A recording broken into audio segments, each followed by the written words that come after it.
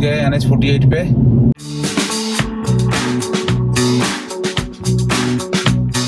वो आगे एक टनल के थ्रू इस पहाड़ी को क्रॉस करेगा।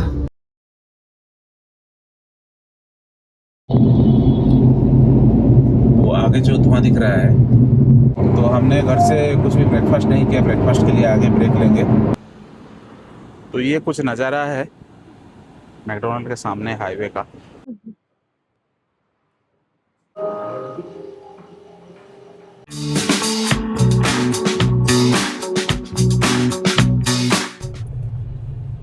और सामने पहाड़ियाँ देख सकते हैं आप।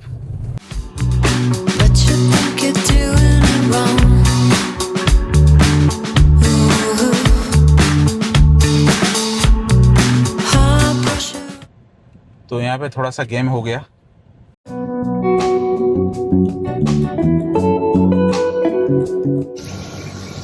बहुत बड़ा एरिया है और उस डायरेक्शन में। और इस रूम की जो मेन खास बात है वो ये,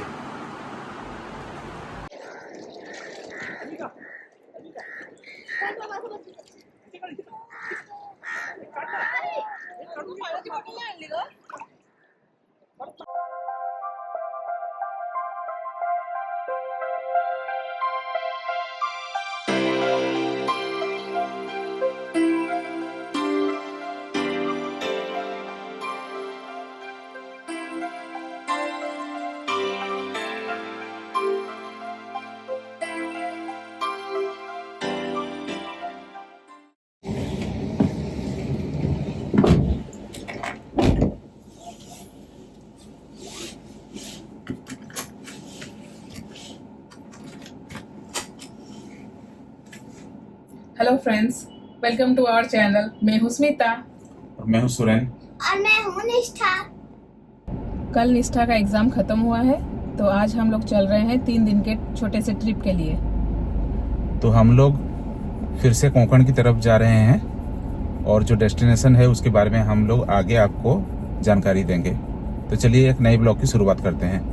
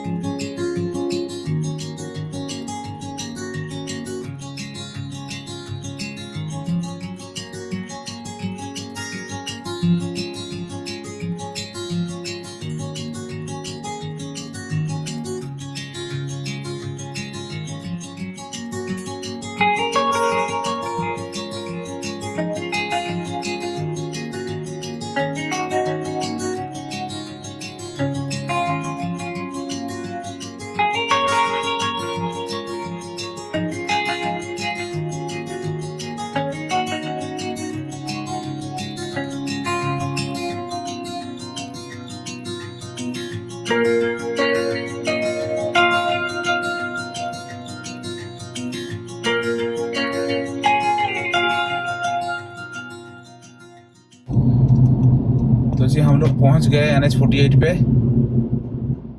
और यहाँ पे सीधा चला जाएगा एटलीस्ट कराड़ तक। एटलीस्ट नहीं, कराड़ तक तो सीधा ही जाना है इस हाईवे पे।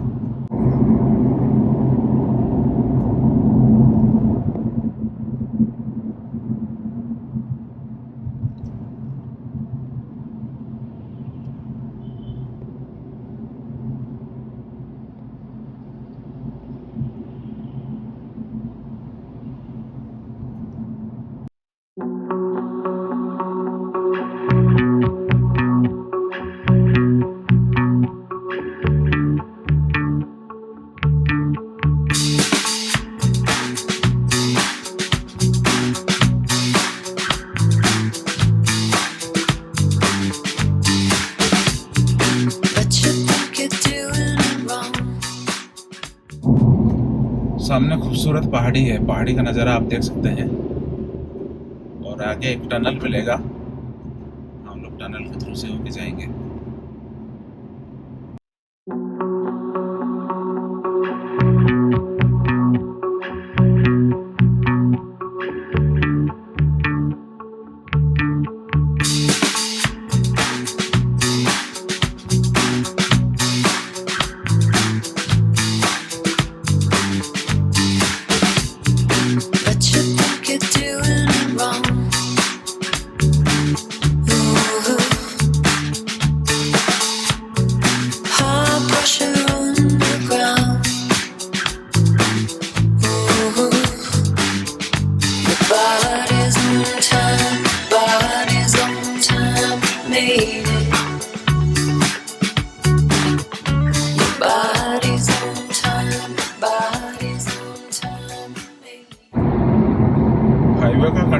काफ़ी स्मूथ मिल रहा है और अभी तक एक भी कंस्ट्रक्शन जोन नहीं मिला है। मेरे ख्याल से सतारा के आगे हमें काफ़ी सारा कंस्ट्रक्शन जोन मिलेगा, बट जब तक हाईवे अच्छा मिल रहा है तब तक थोड़ा रफ्तार पकड़ के हम लोग टाइम मेकअप करने की कोशिश कर रहे हैं। तो अभी एक कंस्ट्रक्शन जोन में हम लोग पहुंचे हैं। मेरे ख्याल से ये एक काफ़ी बड़ा सा प्रोजेक्ट है। आगे जो पहाड़ी देख रहे हैं उस पहाड़ी को हम लोग क्रॉस करेंगे घाट के थ्रू, और ये जो राइट हैंड साइड पे आप देख रहे हैं कंस्ट्रक्शन हो रहा है वो बेसिकली उस घाट को बाईपास करने के लिए ये नया अरेंजमेंट हो रहा है। आगे एक टनल के थ्रू ये रोड जाएगा जब ये पूरा प्रोजेक्ट कंप्लीट हो जाएगा। वो दूर आपको दिख रहा होगा ये जो नया प्रोजेक्ट बन रहा है, जूम करके आपको दिखाते हैं। तो बेसिकली वो एलिवेटेड रोड जो आपको दिख रहा है वो आगे एक टनल के थ्रू इस पहाड़ी को क्रॉस करेगा, और अभी हम लोग जो जाएंगे हम लोग इस घाट की चढ़ाई करेंगे, बेसिकली इस पहाड़ की चढ़ाई करेंगे।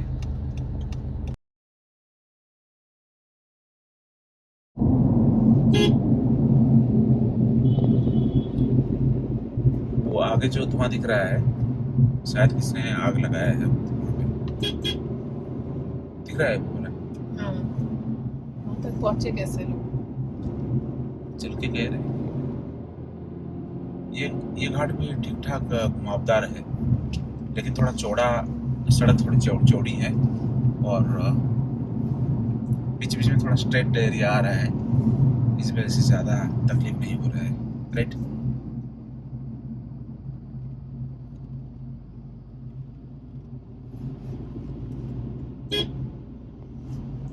और ये ट्रक्स की तो हालत ही खराब हो जा रही है, बड़ी मुश्किल से चढ़ पा रहे हैं ये लोग।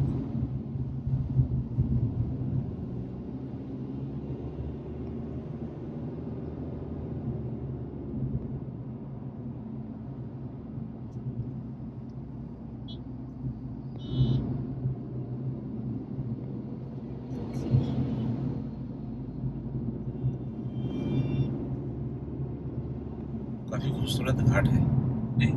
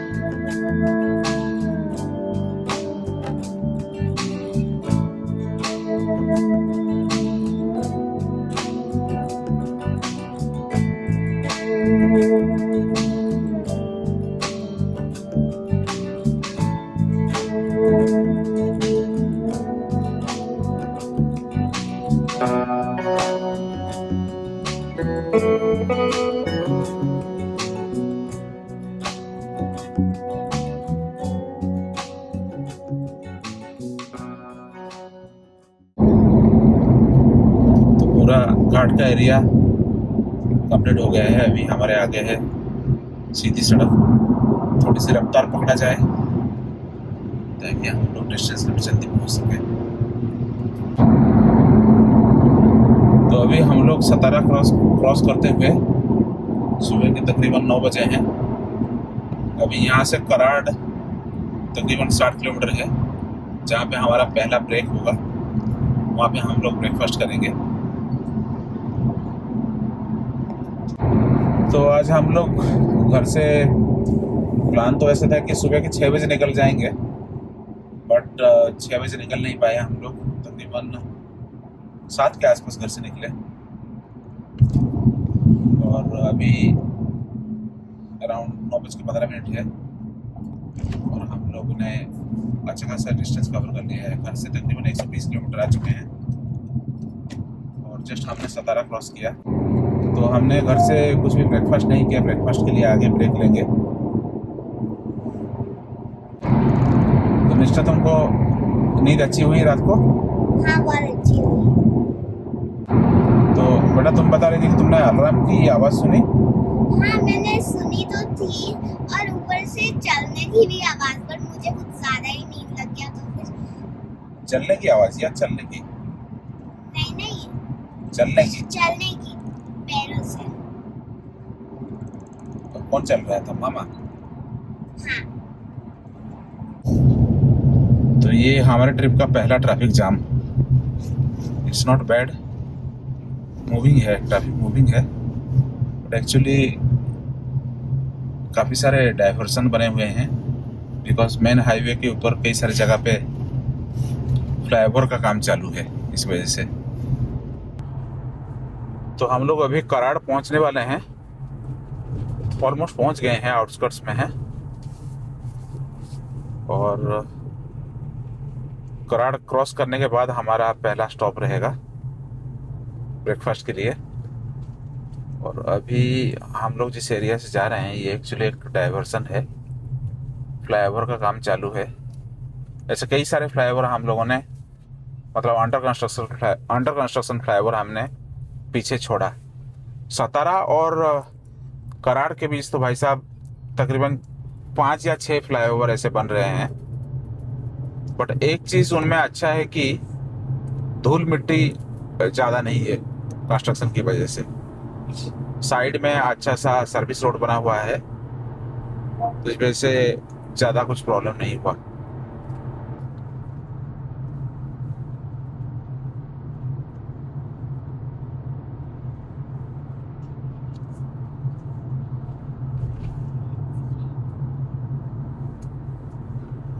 एक अंडर कंस्ट्रक्शन फ्लाईओवर ख़त्म हुआ कि नहीं, दूसरा मिल जाता है।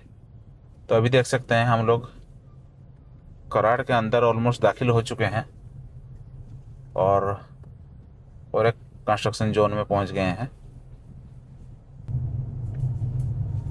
तो ये देखिए कुछ इस तरह का है कराड़ का शहर।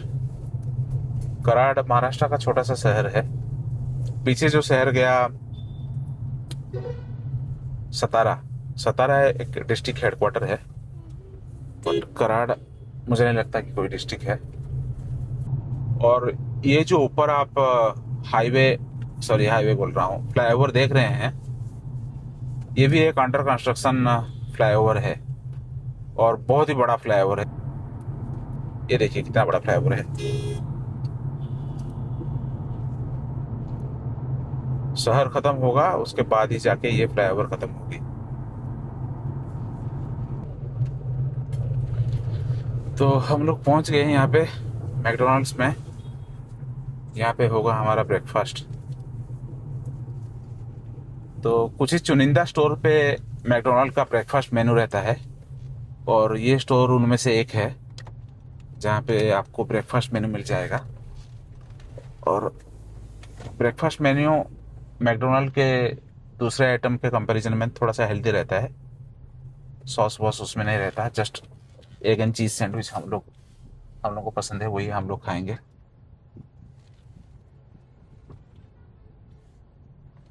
तो पार्किंग में गाड़ी लगा लिया जाए। और ये जो सामने पहाड़ देख रहे हैं आप, वो किसी ज़माने में बहुत ही खूबसूरत पहाड़ हुआ करती थी, बट अभी उसको क्या बोलते हैं, हाँ, ऑलमोस्ट उसको ट्रिम कर दिया गया है। तो ये कुछ नज़ारा है मैकडोनल्ड के सामने हाईवे का। और जैसे मैं बता रहा था, ये पहाड़ी पहले बहुत खूबसूरत हुआ करती थी, बट अभी इसको तो ट्रिम कर दिया गया है। काफ़ी अच्छा लोकेशन है for a pit stop if you are travelling towards Bangalore on this highway.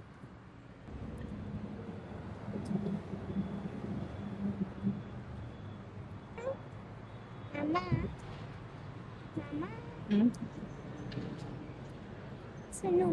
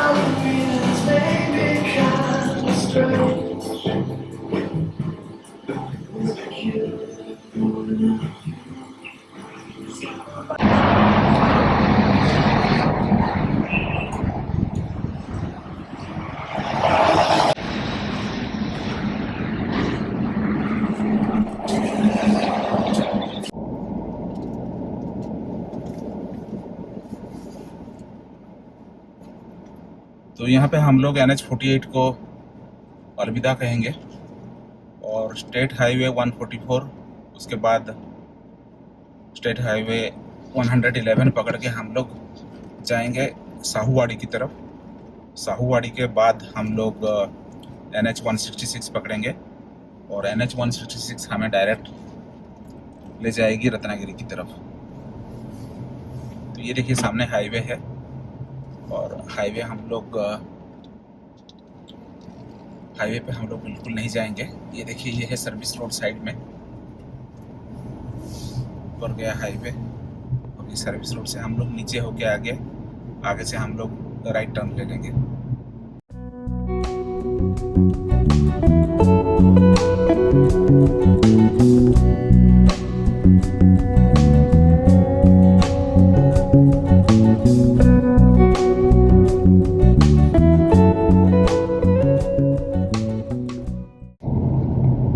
देखिए बोर्ड रत्नागिरी 135 किलोमीटर आगे देख सकते हैं, गणपति पुले 156। तो गणपति पुले हमें जाना नहीं है, हमें जाना है रत्नागिरी की तरफ।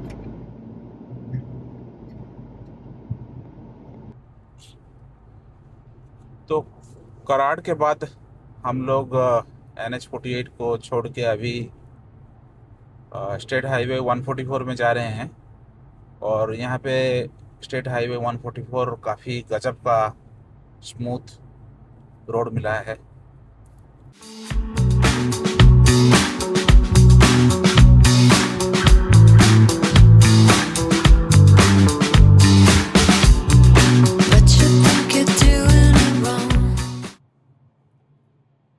तो अभी हम लोग साहूवाड़ी पहुंच रहे हैं। यहाँ से आगे से हमें राइट लेना होगा और राइट लेते ही हम लोग पहुंच जाएंगे NH166 पे, जो कि कोल्हापुर से आके रत्नागिरी की तरफ जाती है।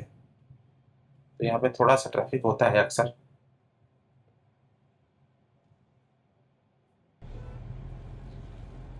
चलो अभी गाड़ियाँ सब जा रही हैं।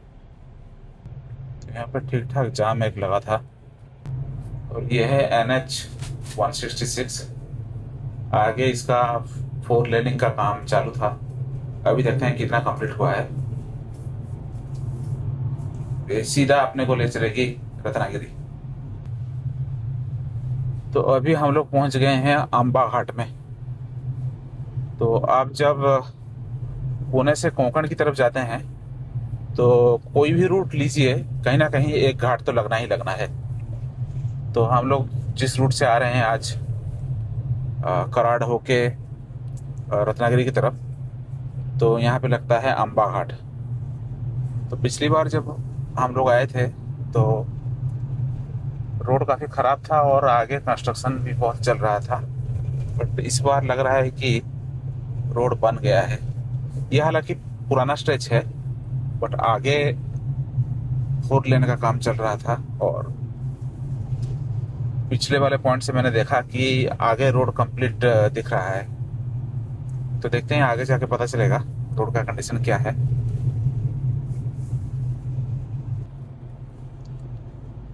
तो ये अंबा घाट अभी जस्ट खत्म हुआ और खत्म होते ही क्या सरप्राइज, ये देखिए, welcome to national highway 166।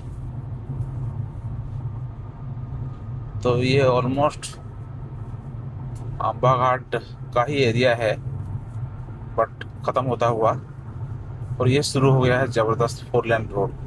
Last time जब हम आए थे स्मिता, यहाँ पे कंस्ट्रक्शन चल रहा था, ये सब बन रहा था तभी। तो बाकी का एरिया अंबा घाट का जब इस तरह का रोड बन जाएगा तो घाट को क्रॉस करना और भी इजी हो जाएगा। वैसे भी आज हम लोग काफी इजीली आ गए, काफी इजीली आए with a lot of ease. नहीं तो इस एरिया में तो कितनी धूल उड़ती थी लास्ट टाइम। तो अभी 4 लेन में से 2 लेन ही ऑपरेशनल है, और पर्टिकुलरली इसी जगह पे बहुत ज्यादा मिट्टी कीचड़ हुआ करता था। आगे शायद एक छोटा सा स्ट्रेच है जो कि कंप्लीट नहीं है, बट ये सबसे मुश्किल एरिया था इस रोड कंस्ट्रक्शन का। ये सबसे मुश्किल एरिया था। अभी तो खैर लैंड प्रिपरेशन वगैरह कर दिए हैं, ये पहाड़ वहाड़ को काट लिए हैं, इसलिए थोड़ा इजी दिख रहा है, बट बहुत ही मुश्किल एरिया था ये। वाह।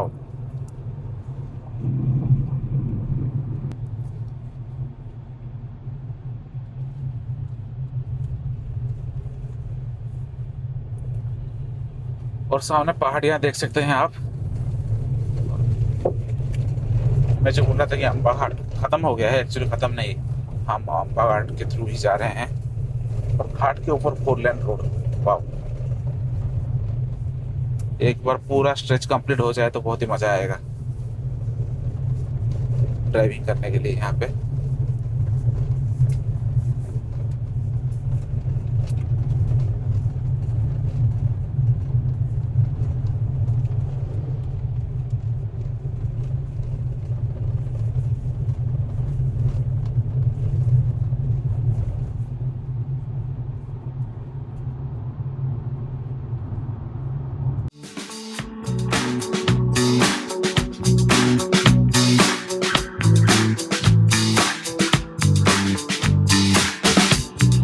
But you think you're doing it wrong. Ooh. तो ये आखिरी के कुछ 40-45 किलोमीटर बचे हैं रत्नागिरी पहुंचने के लिए, और वक्त हो चुका है दोपहर के तकरीबन 1:30 बजे। और अभी तक सफ़र काफ़ी अच्छा रहा, घाट वाट में भी कोई प्रॉब्लम हुआ नहीं किसी को।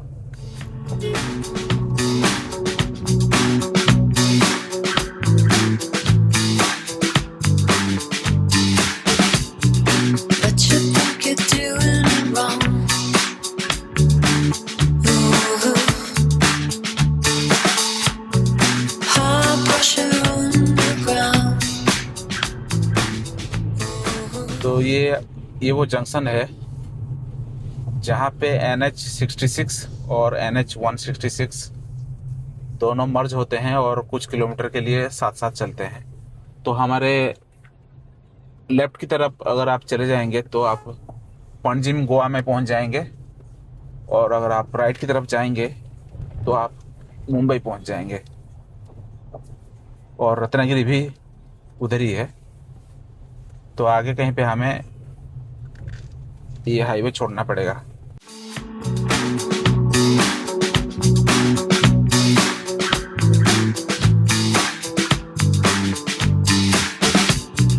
But you think you're doing it wrong. तो यहाँ पे सीधा मुंबई के लिए रोड निकल जाएगी, NH66 बोर्ड पे आप लोग देख सकते हैं।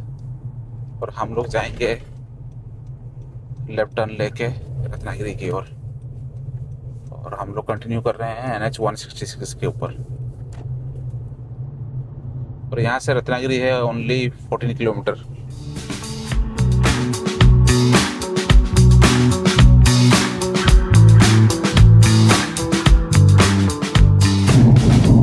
तो अभी हम लोग दाखिल हो चुके हैं रत्नागिरी शहर में,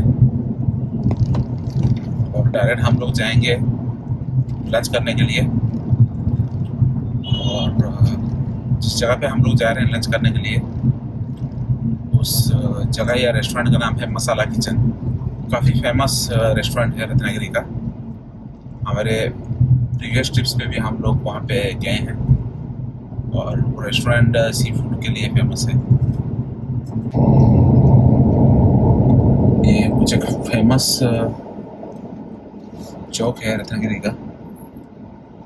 चौक का नाम क्या है पता नहीं, बट यहाँ पे काफ़ी सारे स्टैचूज हैं, इंक्लूडिंग शिवाजी महाराज जी का। और अंदर रिनोवेशन का काम भी चल रहा है जोरों शोरों से।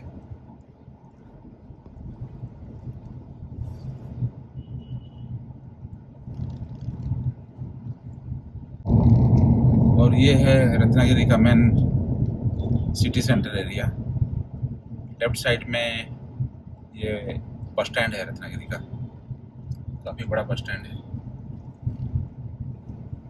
और समुंदर का पहला नज़ारा यहाँ पे देखने को मिलेगा। मांडवी बीच। तो ये मांडवी बीच का एरिया है जहाँ पे मसाला किचन रेस्टोरेंट है। देखते हैं पार्किंग है या नहीं। छाव वाला एक पार्किंग मिल जाए तो मजा आ जाए। जी नहीं। तो यहाँ पे थोड़ा सा गेम हो गया। हमारा फेवरेट रेस्टोरेंट जो है मसाला किचन, हमें पता नहीं था कि ट्यूसडे को वो बंद रहता है। तो यहाँ पे आके पहुँच के पता चला कि वो बंद है। तो अभी हम लोग एक दूसरे रेस्टोरेंट पे जा रहे हैं। दो और अच्छे रेस्टोरेंट है, होटल आमंत्रण और उसी के पास ही और एक कोई तो रेस्टोरेंट है, होटल अतिथि याद आया। तो वहाँ पे हम लोग जाएंगे और वहाँ पे लंच वगैरह करेंगे। तो ये है सामने होटल मसाला किचन, आप देख सकते हैं। आज ट्यूसडे है तो इसलिए बंद है।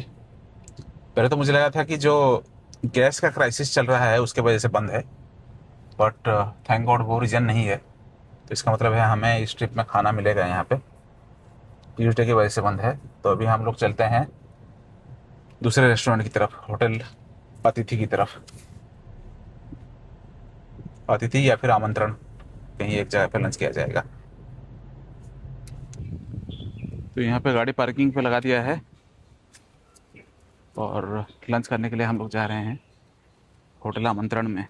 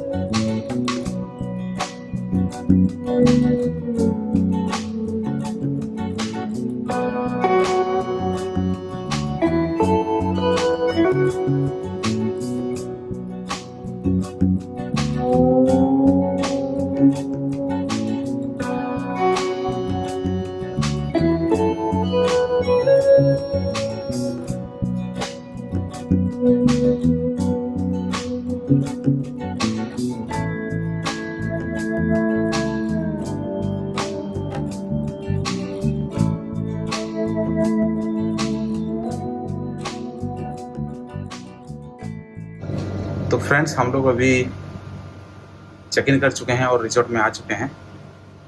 ये ऐसा कुछ नज़ारा है रूम के बाहर का। बहुत बड़ा एरिया है और उस डायरेक्शन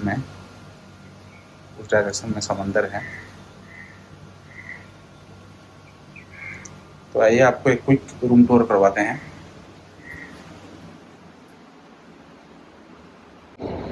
तो ये कुछ ऐसा रूम है, काफ़ी बड़ा और स्पेशियस रूम है। आप देख सकते हैं 3 बेड हैं, उसमें से एक किंग बेड और 2 सिंगल बेड है। और स्मिता, रूम कैसा लगा आपको? काफी स्पेशियस है। और इस रूम की जो मेन खास बात है वो ये कुछ ऐसा व्यू है खिड़की से बाहर की तरफ का। तो यहाँ पे ढेर सारा आम के पेड़ गार्डन एरिया में है और ये रहा समंदर। और सारे रूम से समंदर का व्यू क्लियरली आता है यहाँ पे।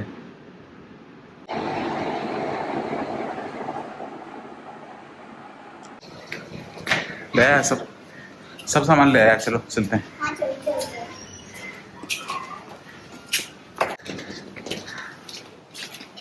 चलो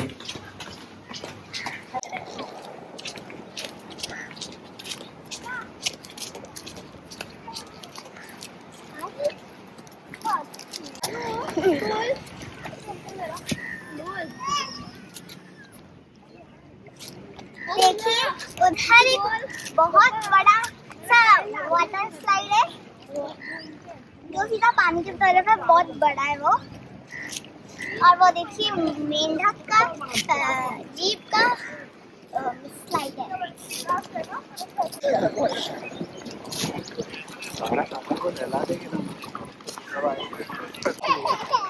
ये लागली तुला डोक्याला।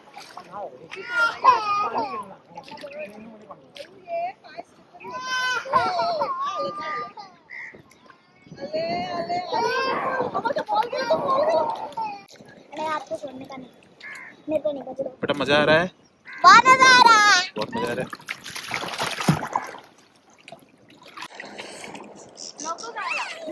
स्लाइड करो दीदी, दीदी दीदी स्लाइड।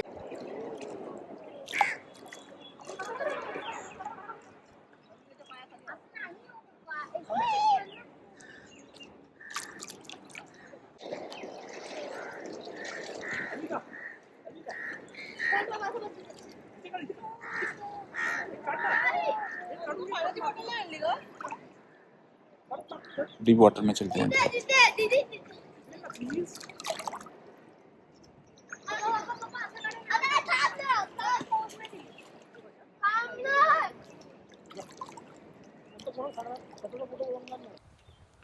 अभी हम लोग सनसेट पॉइंट की ओर चलते हुए, अभी सनसेट तो ऑलरेडी हो चुका है, बट फिर भी थोड़ा सा वहाँ पे नज़ारों का मज़ा लेंगे।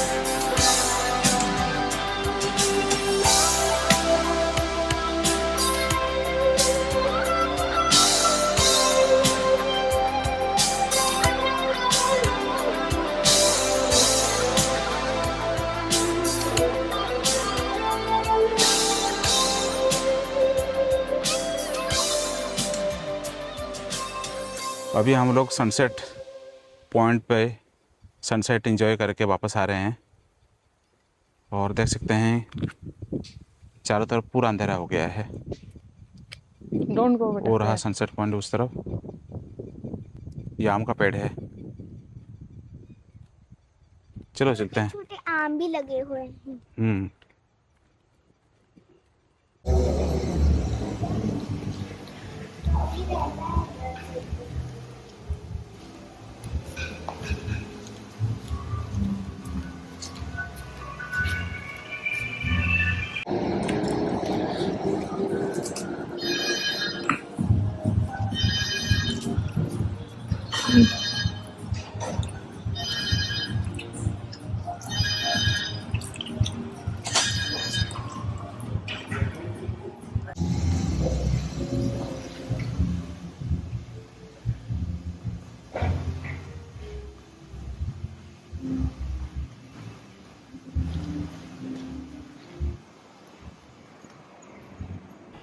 फ्रेंड्स अभी रात के तकरीबन 10 बज रहे हैं और वक्त आ गया है कि आज के ब्लॉग को यहीं पे एंड किया जाए।